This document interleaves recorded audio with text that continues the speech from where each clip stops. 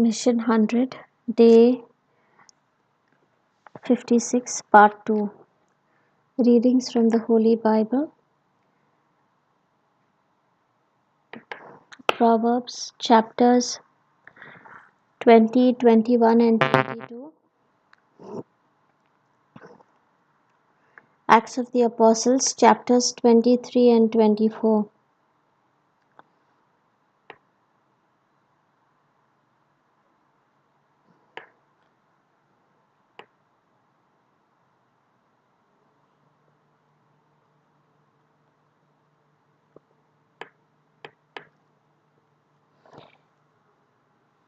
Proverbs chapter 20. Wine is a mocker, strong drink a brawler, and whoever is led astray by it is not wise. The dread anger of a king is like the growling of a lion. Anyone who provokes him to anger forfeits life itself. It is honorable to refrain from strife, but every fool is quick to quarrel. The lazy person does not plow in season. Harvest comes, and there is nothing to be found. The purposes in the human mind are like deep water, but the intelligent will draw them out. Many proclaim themselves loyal, but who can find one worthy of trust? The righteous walk in integrity. Happy are the children who follow them. A king who sits on the throne of judgment winnows all evil with his eyes. Who can say, I have made my heart clean, I am pure from my sin?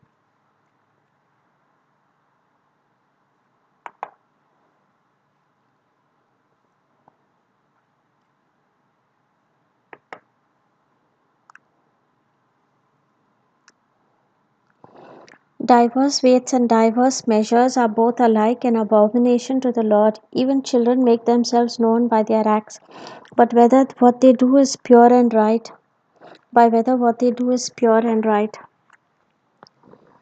The hearing and the seeing eye, the Lord has made them both. Do not love sleep, or else you will come to poverty. Open your eyes, and you will have plenty of bread.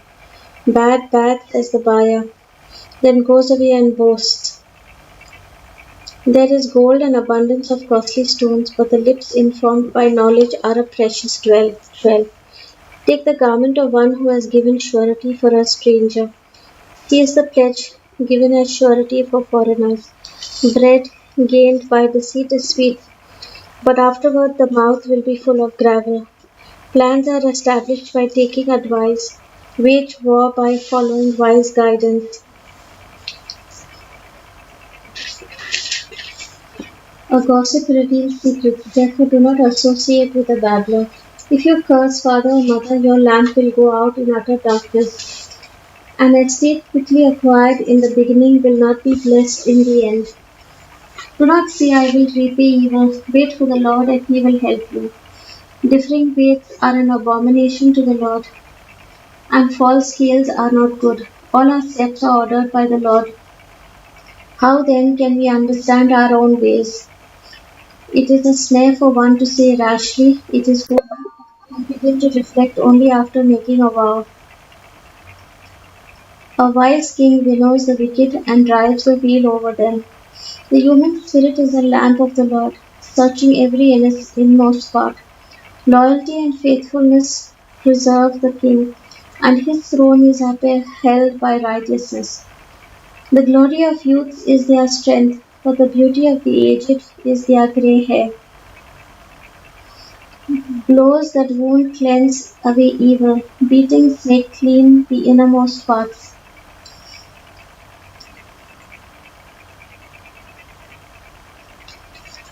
Proverbs 21. The king's heart is a stream of water in the hand of the Lord. He turns it wherever he will. All deeds are right in the sight of the doer, but the Lord weighs the heart. To do righteousness and justice is more acceptable to the Lord than sacrifice. Haughty eyes and a proud heart, the lamp of the wicked are sin. The plans of the diligent lead surely to abundance, but everyone who is hasty comes only to want. The getting of treasures by a lying tongue is a fleeting vapor and a snare of death. The violence of the wicked will sweep them away because they refuse to do what is just. The way of the guilty is crooked, but the conduct of the pure is right. It is better to live in a corner of the housetop than in a house shared with a contentious wife. The souls of the wicked desire evil. Their neighbors find no mercy in their eyes. When a scoffer is punished, the simple become wiser. When the wise are instructed, they increase in knowledge. The righteous one observes the house of the wicked. He casts the wicked down to ruin. If you close your ear to the cry of the poor, you will cry out and not be heard. A gift in secret averts anger, and a concealed bribe in the bosom strong wrath.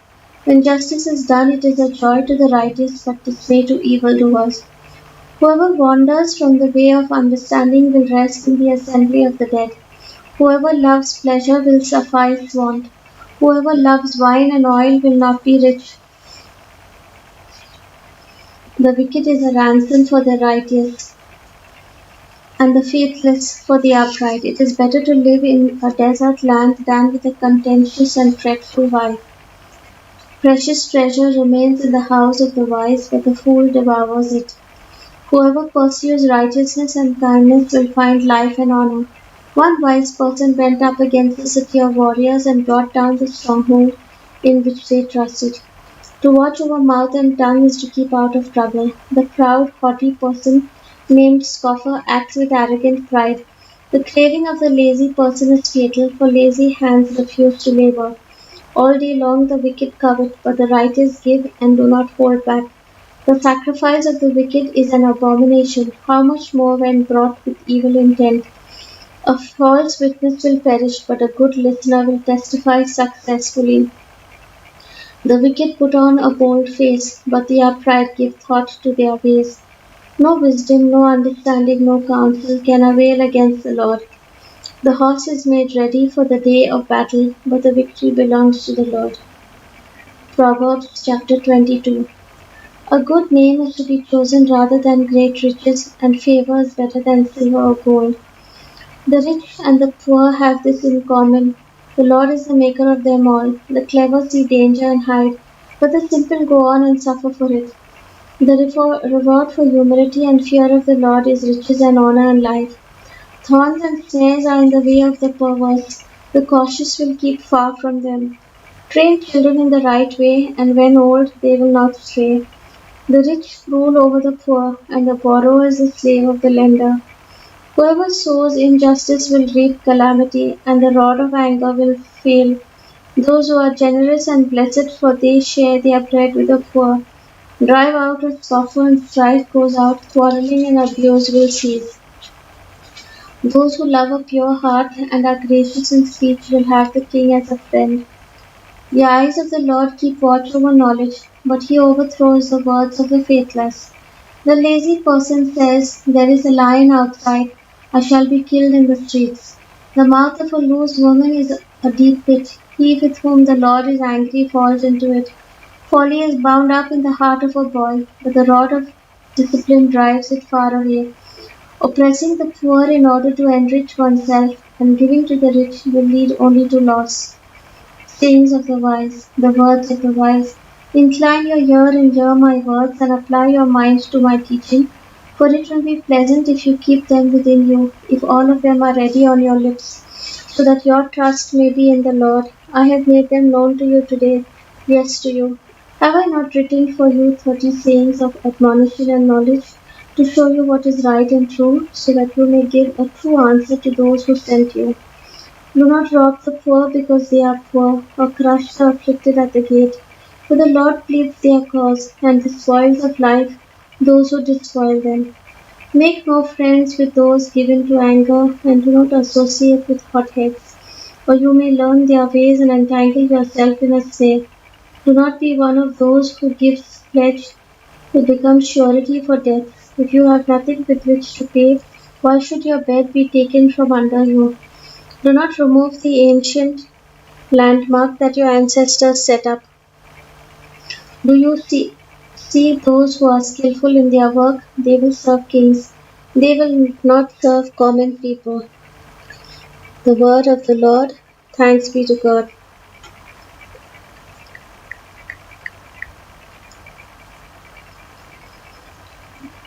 Acts of the Apostles, chapters 23 and 24. Acts of the Apostles, chapter 23. While Paul was looking intently at the council, he said, "Brothers, up to this day I have lived my life with a clear conscience before God." Then the high priest Ananias ordered those standing near him to strike him on the mouth. At this, Paul said to him, "God will strike you, you whitewashed wall. Are you sitting there to judge me according to the law, and yet in violation of the law you order me to be killed?" Those standing nearby said, "Do you dare to insult God's high priest?" And Paul said, "I did not realize, brothers, that he was high priest, for it is written, 'You shall not speak evil of the leader of your people.'" When Paul noticed that some were Sadducees and others were Pharisees, he called out in the council, "Brothers, I am a Pharisee, a son of Pharisees. I am on trial concerning the hope of the resurrection of the dead." When he said this, a dissension began between the Pharisees and the Sadducees, and the assembly was divided. The Sadducees say that there is no resurrection or angel or spirit, but the Pharisees acknowledge all three. Then a great clamor arose, and certain scribes of the Pharisees' group stood up and contended, "We find nothing wrong with this man. What if a spirit or an angel had spoken to him?" When the dissension became violent, the tribune, fearing that they would tear Paul to pieces, ordered the soldiers to go down, take him by force, and bring him into the barracks. That night the Lord stood near him and said, "Keep up your courage, for just as you have testified for me in Jerusalem, so you must bear witness also in Rome." The plot to kill Paul. In the morning the Jews joined in a conspiracy and bound themselves by an oath neither to eat nor drink until they had killed Paul. There were more than 40 who joined in this conspiracy. They went to the chief priests and elders and said, "We have strictly bound ourselves by an oath to taste no food until we have killed Paul. Now then, you and the council must notify the tribune to bring him down to you, on the pretext that you want to make a more thorough examination of his case, and we are ready to do away with him before he arrives." Now the son of Paul's sister heard about the ambush, so he went and gained entrance to the barracks and told Paul. Paul called one of the centurions and said, "Take this young man to the tribune, for he has something to report to him." So he took him, brought him to the tribune, and said, "The prisoner Paul called me and asked me to bring this young man to you. He has something to tell you." The tribune took him by the hand and drew him aside privately and asked, "What is it that you have to report to me?" He answered, "The Jews have agreed to ask you to bring Paul down to the council tomorrow, as though they were going to inquire more thoroughly into his case. But do not be persuaded by them, for more than 40 of their men are lying in ambush for him. They have bound themselves by an oath neither to eat nor drink until they kill him. They are ready now and are waiting for your consent." So the tribune dismissed the young man, ordering him, "Tell no one that you have informed me of this." Paul sent to Felix the governor. Then he summoned two of the centurions and said, "Get ready to leave by 9 o'clock tonight for Caesarea with 200 soldiers, 70 horsemen, and 200 spearmen. Also provide mounts for Paul to ride, and take him safely to Felix the governor." He wrote a letter to this effect: "Claudius Lysias, to His Excellency the Governor Felix, greetings. This man was seized by the Jews and was bound to be killed by them. But when I had learned that he was a Roman citizen, I came with a guard and rescued him, since I wanted to know the charge for which they accused him. I had him brought to their council. I found that he was accused concerning questions of their law, but was charged with nothing deserving death or imprisonment.